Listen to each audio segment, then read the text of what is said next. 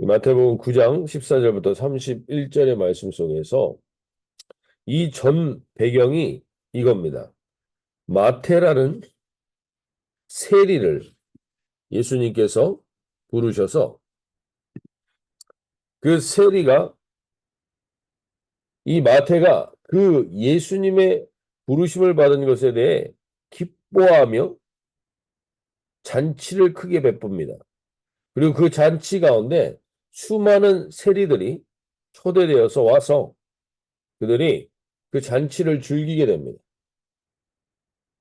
그리고 그 예수님께서 그 죄인들과 같이 먹고 마시는 모습을 보며 바리새인들은 예수님을 정죄하고 그곳에 있는 사람들이 예수님을 비판합니다. 그때 예수님께서 말씀하시죠. 나는 병든 자를 위해 왔고 죄인을 부르러 왔다고 말씀하시죠. 그러면서 그 잔치를 즐기십니다. 그때 거기에는 율법을 지키고 율법대로 사는 종교 지도자들만 있었던 게 아니라 거기에 세례 요한, 오늘 14절 보시면 요한의 제자들, 세례 요한의 제자들도 예수께 나왔습니다. 바리새인들과 유대 종교 지도자들은 예수를 믿지 않았습니다. 그렇기 때문에 그들은 예수가 하는 것을 예수님이 하는 것에서 어떻게 하면 더 그를 음해할 거리를 찾는 사람들이었다면 세례 요한, 요한의 제자들은 예수님을 믿는 사람들이었습니다. 예수님을 믿는 사람들이었는데도 자기들의 금식과 자기들의 종교적 열심은 같이 가지고 있었습니다. 근데 그리고 그들에게는 알게 모르게 세리와 창녀들에 대한 예수님을 믿고 있지만 그들에 대해서 좋지 않은 감정을 갖고 있습니다. 그때 예수님께서 그래서 그들이 왜 그 제자들이 예수님께 물어봅니다. 우리 다 금식하는데 왜 당신은 금식일 날 잔치를 벌이고 거기서 잔치에 참여해서 그것도 세리와 창기들과 함께 먹느냐? 라고 말할 때 예수님께서 오늘 반드시 종교의 영역과는 결별해야 되는 이유를 말씀해 주십니다. 종교적인 이유에서 하는 모든 것들을 이제 결별하고 끊어내야 할 것을 오늘 얘기해 주신 내용이 바로 오늘 본문입니다. 그래서 예수님이 이렇게 15절에서 말씀하십니다. 예수께서 그들에게 이르시되 혼인집 손님들이 신랑과 함께 있을 동안에 슬퍼할 수 있느냐. 그러나 신랑을 빼앗길 날이 있느니 그때에는 금식할 것입니다. 먼저 금식에 대한 질문을 했기 때문에 금식에 대한 정확한 의미를 먼저 가르쳐 주십니다. 금식은 종교적으로 율법적으로 하는 게 아니다라고 말하는 거죠. 사람들에게 보이려고 하는 것도 절대 아니다. 내 문제를 관철시키기 위해서 내가 지금 있는 이 안타까운 현실을 해결하기 위해서 하는 것도 아니라고 말씀하십니다. 대부분 이들은 금식을 그런 목적으로 했습니다. 금식을 하면 하나님이 내 말을 들어주겠지. 금식을 하면 이 문제를 해결해 주겠지. 금식을 하면 무언가 더 나은 결과를 얻겠지. 금식을 하면 난 좀 다른 사람이라는 걸 구별하는 마음을 갖겠지. 라는 개념으로 금식을 하는 것은 다 종교적인 거라고 말씀하시고 그 종교적인 것과의 결별을 말씀하십니다. 그러면서 혼인잔치의 비유를 가지십니다. 혼인잔치에는 한번 생각해 보시죠. 예수님이 신랑 되신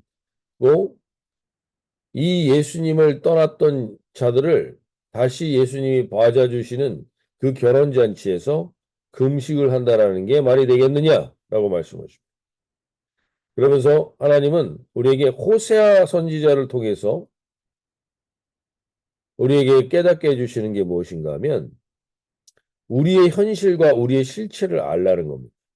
그것은 호세아 선지자가 자기가 아내를 취하였는데 창기였던 여자를 취합니다. 고멜이라는 여자를. 근데 그 여자가 바람을 피고 떠나갑니다. 근데 그 여자를 직접 찾아가서 다시 그 여자를 데리고 와서 살라고 말합니다. 호세아 선지자가 실제로 그렇게 하죠.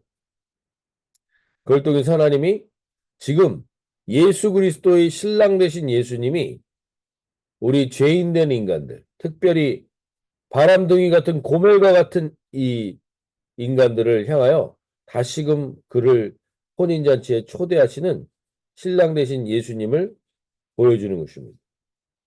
그래서 신앙생활은 첫 번째가 율법적이고 고행을 감당해야 되는 게 아닙니다.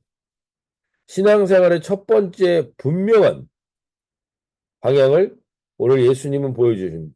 그것은 신앙생활은 혼인집과 같아야 됩니다. 세상의 모든 종교는 고행을 합니다. 유대교도 금식을 하고 이슬람교도 금식을 하고 스님들도 고행을 합니다. 유교 신자들도 엄숙하고 근엄하게 살아갑니다.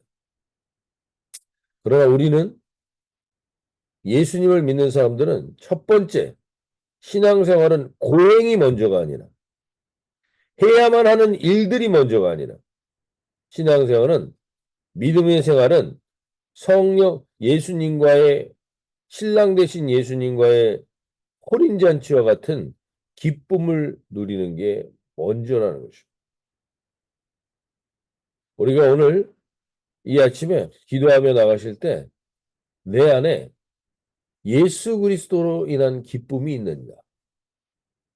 예수 그리스도로 인한 참된 하나님 감격이 있는가? 다시 한번 돌아보며 이 하루가 그 예수님과의 기쁨을 누리는 하루의 시작이 되게 해달라고 기도하며 나가실 수 있길 바랍니다.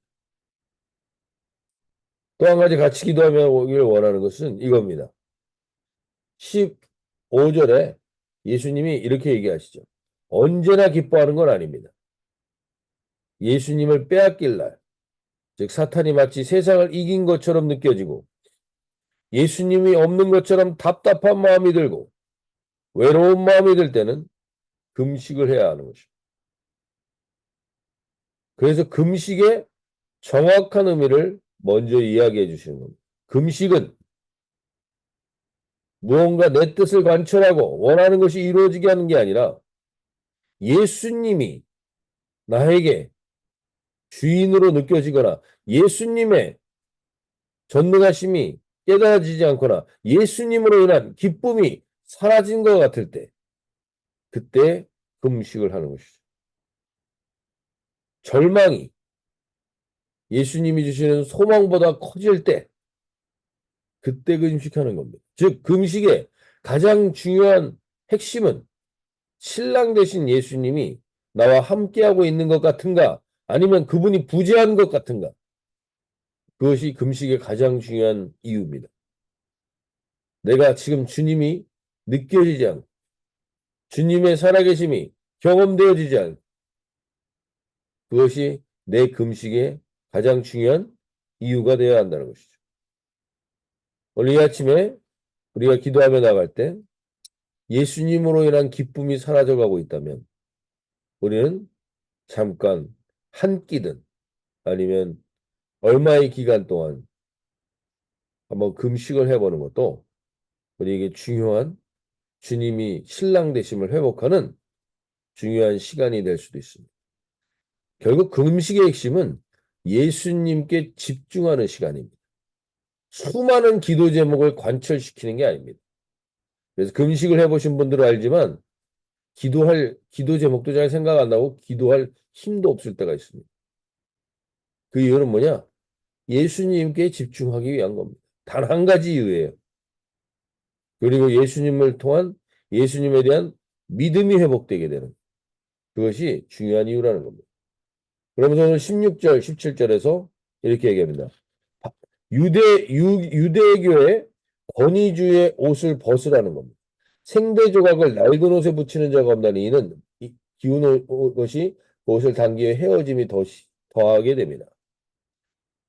새 포도주를 낡은 가죽 부대에 담지 않으니. 그러니까 완전히 그 유대주의와 종교와 샤머니즘과 기복주의와 불교의 인과응보적인 운명주의의 옷을 벗고 예수님의 은혜의 옷을 입으라는 겁니다. 유대교의 권위주의, 샤머니즘의 기복주의, 불교의 인과응보주의 이런 옷들을 우리는 다 입고 있습니다. 우리도. 그것을 벗고 예수님으로 새로운 옷을 입어야 온전한 신앙생활을 할 수 있음을 오늘 주님은 이야기해 주십니다. 우리는 교회를 다니고 신앙생활을 하지만 옛 옷을 입고 신앙생활을 할 때가 있습니다. 그래서 이 사도 바울은 이렇게 얘기합니다. 이 표현을 사도 바울이 이 새 옷을 입을 때의 표현을 이렇게 표현하죠. 갈라디아서 2장 20절에서 우리가 잘 알고 있는 말씀입니다. 내가 그리스도와 함께 십자가에 못 박혔나니 그런즉 이제는 내가 사는 것이 아니요 오직 내 안에 그리스도께서 사시는 것이라. 이제 내가 육체 가운데 사는 것은 나를 사랑하사 나를 위하여 자기 자신을 버리신 하나님의 아들을 믿는 믿음 안에서 사는 것이라. 그렇습니다. 이제 완전히 아니 그 낡은 옷 위에다가 겉옷을 껴입는 게 아닙니다. 낡은 옷을 벗어버려야 됩니다. 낡은 가죽 부대를 버려버려야 됩니다. 새로운 일이 일어나야 됩니다. 새 포도주가 의미하는 것은 성령 하나님이 새로운 일을 우리를 통해서 이루시길 원한다는 오늘 저와 여러분 가운데도 오늘 새날을 허락하신 주님이 새로운 동행을 이제 시작하시는 겁니다. 이전 것은 이제 지나갔습니다. 오늘 새로운 부대가 되어 새날을 누리실 수 있길 바랍니다. 이 성령의 새술이 들어간 사람의 대표적인 특징은요. 오늘 다시 한번 새날을 시작하는데 우리에게 제일 중요한 요소가 바로 말입니다. 말. 오늘 성령님이 우리에게 새 포도주로 이 새 부대에 넣어주시길 원하는 건 새로운 말입니다. 그래서 오늘 우리가 성령님에 의해서 새 포도주가 들어온 사람들께 첫 번째는 회개의 말을 끊임없이 우리는 긍휼이 필요한 자들이면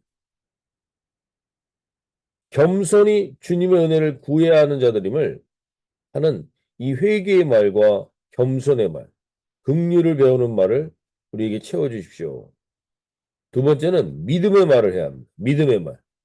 살아계신 예수님, 나와 동행하시는 신랑 되신 예수님을 믿는 믿음의 말을. 그리고 우리가 주일날도 나눴던 것처럼 감사의 말을 오늘 우리를 채우는 겁니다. 이 세 부대를 채워야 되는 말들이 성령의 말들이 이겁니다. 나에게 오늘 회개의 말과 믿음의 말과 감사의 말을 그리고 남을 판단하는 교만의 말은 다 불신의 말, 불평의 말들이 제거되고 새 부대에는 회개와 믿음과 감사의 말을 하며 마지막으로 사랑의 말을 해야 합니다. 사랑의 말. 이 사랑의 말들이 채워지는 이 하루가 되게 해달라고 기도하며 나갈 수 있길 바랍니다.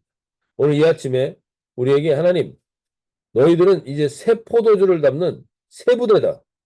너희 안에 이전에 있었던 남을 판단한 교만과 불신과 불평의 모든 말들이 다 제거되고 새 부대에는 회개와 긍휼을 구하는 말과 겸손의 말과 믿음의 말과 감사의 말과 사랑의 말들로 채워지는 이 하루가 되게 해달라고 기도하며 나가실 수 있기 바랍니다. 오늘 그 새 부대의 모습을 새 포도주가 담겨지는 새 부대의 모습이 나오는 것이 바로 18절부터 31절까지의 내용인 거예요. 여기서 잘 보십시오. 이들이 예수님께 나오게 되는데 18절에 이렇게 얘기하죠. 예수께서 이 말씀을 하실 때 한 관리가 와서 절하며 이르되 내 딸이 방금 죽었사오나 오셔서 그 몸에 손을 얹어주소서 그러면 살아나겠나이다. 이 사람이 새 포도주로서 믿음의 말을 먼저 합니다. 죽었사오나 내 딸이 죽었사오나 주님이 손을 얹어주면 살아나겠나이다라는 믿음의 말을 먼저 하죠. 그 믿음의 말에 예수님이 반응하여서 움직이십니다. 그 다음에 그 가던 중에 한 혈루병 앓는 이 여인에 대한 것은 좀 더 구체적으로 내일 살펴보겠지만 이 여인이 똑같이 말이 바뀝니다. 이 여자도 똑같이 예수님을 통해서 말이 바뀝니다. 뭐라고 어떤 말이 마음속으로 어떻게 제 마음속으로 말합니다. 21절에 이는 제 마음에 그 겉옷만 만져도 구원을 받겠다 합니다. 이 여자의 마음속에 밖으로 내뱉진 않았지만 속마음으로 말한 것이 뭐예요? 겉옷만 만져도 구원 받겠다라는 거죠. 그러니까 예수님이 따라 안심하라 내 믿음이 너를 구원하였다.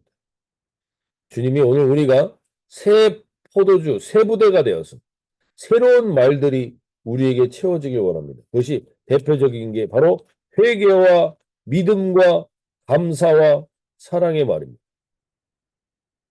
27절을 보시면 여기서도 동일합니다. 이들의 표현이 먼저 있습니다. 이들의 말이 먼저 있습니다. 그들의 말에 예수님이 반응합니다. 마음속의 말도 반응하십니다. 마음속의 말도. 그 여인의 마음속의 말에 반응해 주셨습니다. 그리고 27절에서 예수께서 거기에서 떠나가실 때 두 맹인이 따라오며 소리질러 이르되 맹인이 소리질러서 뭐라고 말합니까? 다윗의 자손이여 우리를 불쌍히 여기소서 긍휼을 구하는 말을 하죠. 예수께서 동일하게 그들에게 물어보십니다. 새 부대가 됐는지를 물어보십니다. 새 옷을 입었는지를 물어보십니다. 뭐라고 물어보십니까? 예수께서 집에 들어가시며 맹인들이 그에게 나오거늘 예수께서 이르시되 내가 능히 이 일을 할 줄을 믿느냐? 대답하되 주여 그러하오니. 주님이 이 말에 반응하시면서 새 포도주를 채우십니다. 믿음대로 되리라. 오늘 우리가 이 믿음의 말로 선포하며 나가는 이 하루가 되시길 바랍니다. 우리 공동체 안에 이 역사가 일어나게 해주십시오. 근데 이때 예수님 보십시오. 예수께서 이제 23절, 24절 보시면 그 관리의 집에 들어가서 죽은 딸을 살리러 들어가죠. 그랬더니 거기 이미 피리 부는 자들과 애곡하는 자들이 있습니다. 그들은 돈 주고 사는 겁니다. 이 시대 때 문화에. 근데 이르시되 물러가라. 이 소녀가 죽은 것이 아니라 잔다 하시니 그들이 비웃더라. 비웃는 사람들이 있습니다. 이 믿음의 말을 붙들려고 할 때 비웃는 세력이 있습니다. 그 비웃는 무리들을 어떻게 하십니까? 25절에 무리를 내보낸 후에 다 쫓아냅니다. 믿음의 말이 아닌 사랑의 말이 아닌 회개의 말이 아닌 말들이 채우고 그런 불신의 것들이 있으면 먼저 그것을 제거하신 다음에 믿음의 역사를 이루신다는 사실. 그래서 예수님은 물어보는 겁니다. 네가 정말 믿느냐? 네 안에 있는 불신을 다 쫓고 그 믿음으로 고백할 수 있느냐? 그럼 그때 주님이 그 믿음대로 되는 새 포도주의 은혜를 주시는 겁니다. 오늘 우리 공동체, 우리 교회 가운데도 이 모든 불신의 말들과 불신의 생각들이 떠나가게 해주시고 오늘 이 새벽에 기도하며 나온 모든 한 분 한 분들의 지체가 그러한 역사를 볼 수 있도록 우리 함께 기도하며 이 새벽에 주님 오늘 새 날, 새 포도주가 되어 누리는 하루가 되게 해주십시오. 선포하며 나가시도록 하겠습니다.